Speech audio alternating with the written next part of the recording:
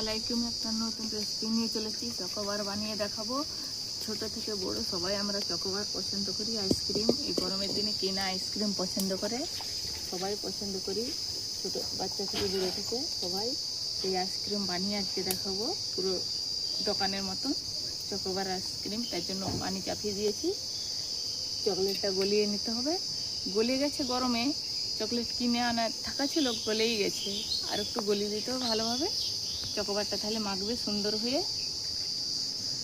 এটা ভাপ উড়ে গেছে, গরমে দিয়ে চলবে না, এরকম ভাপটা নিলে এটা ভালোভাবে গলে যাবে। এইভাবে কী করতে হবে, আমার ক্যাচারটা ধরার নেই বলে আমি ছানটা দিয়ে দিচ্ছি, হাতে ধরতে পারবো না, প্রচুর গরম আসছে। এইভাবে গলিয়ে নিতে হবে তাপটা দিয়ে। এমনিতেই গরম এত পড়েছে, গরমে গলে গেছে চকলেটগুলো, কিনে আনা হয়েছিল।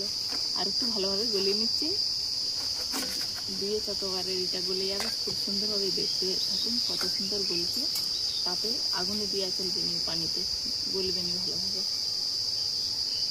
এটা গলে গেছে এইভাবে, এইভাবে গলে গেছে। এবার নামিয়ে নেবো, দিয়ে খাপে ভরে দিচ্ছি, দিয়ে 3 মিনিটের মতন ফ্রিজে রেখে আসতে হবে। দিয়ে তখন এইভাবে খাপে ভরে নিচ্ছে, এইভাবে করে মাখিয়ে নিয়ে ফ্রিজে দিয়ে দেবো।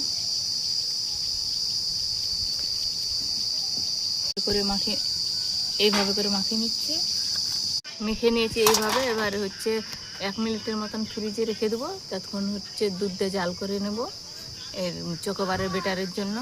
এবার রেখে দিচ্ছি। এখানে হচ্ছে দুধটা জাল করা ছিল, অল্প ঢেলে নিচ্ছি। এইখানে কর্নফ্লাওয়ার 2 চামচ লাগবে। 500 গ্রাম দুধের জন্য কর্নফ্লাওয়ার 2 চামচ এখানে দিয়ে দিচ্ছি।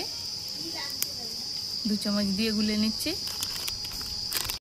অল্প পাউডার দুধ দিয়ে দিচ্ছি এখানে, দিয়ে এইভাবে মাখিয়ে নেব খুব ভালোভাবে।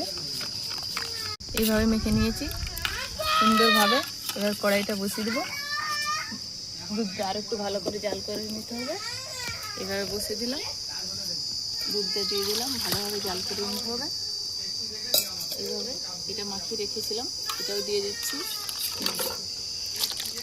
এইভাবে হালকা হালকা জাল দিয়ে দিয়ে অনবরত নাড়তে হবে।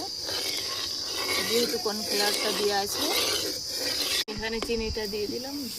যেরকম আপনারা মিঠা খেতে চান সেরকম দিবে। আমার এইটাই দিয়েছি, 1 গ্লাস চিনি। এই দেখুন কত সুন্দর ঘনত্বটা হয়ে গেছে, কত সুন্দর। এবার নামিয়ে দেবো। চকোবারের জন্য বেটারটা এবার ঠিকঠাক তৈরি হয়ে গেছে। দেখুন কত সুন্দর ঘনত্বটা হয়েছে কর্নফ্লাওয়ারটা দেওয়ার কারণে।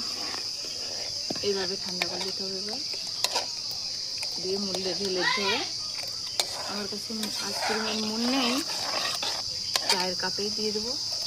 কত সুন্দর হয়েছে দেখুন, কতটা ঘনত্ব।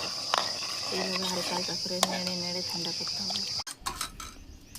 ঠান্ডা হয়ে গেছে, এইভাবে একটু গরম রাখা চলবে না, ঠান্ডা করে দিতে হবে। এইভাবে আর একটু ঠান্ডাটা করে দিই। জমে গেছে, ফ্রিজে রেখে দিলাম 2 মিনিটের মতন, জমে গেছে। এবার এটা ঢেলে দেবো। এইভাবে ঢেলে দিচ্ছি। আমার কাছে অয়েল পেপারটা নেই, এই চিকচিকা দিয়ে মুখটা আটকে দেবো। মুখটা এইভাবে আটকে দেবো গার্ডার দিয়ে। আমার কাছে অয়েল পেপারটা নেই বলে এইভাবে আটকে দিচ্ছি। এইভাবে চিকচিকা দিয়ে আটকে দেবো। চিকচিকা দিয়ে আটকে দিয়েছি, অয়েল পেপারটা নেই। মাঝখানটা একটু এইভাবে কেটে দেবো। এইভাবে কাঠিটা দিয়ে দেবো। এইভাবে প্রত্যেকটা একে একে এভাবে আটকে দেবো কাঠি দিয়ে। সবগুলোকে চিকচিকা দিয়ে মুড়ে দিয়েছি। এবার ফ্রিজে রেখে দেবো 3-4 ঘন্টার জন্য, জমে যাবে। তারপর 3-4 ঘন্টা পরে ফিরে আসছি। চকোবারগুলো ঠিকঠাক হয়েছে, কিন্তু চকাগুলা ছাড়েনি, জড়িয়েছে। এইভাবে হয়েছে, চকোগুলা উঠে আসেনি। তো খেতে সেই স্বাদ হয়েছে, সেই লেভেলের। পুরো চকোবারের মতন দোকানেরই মতো হয়েছে।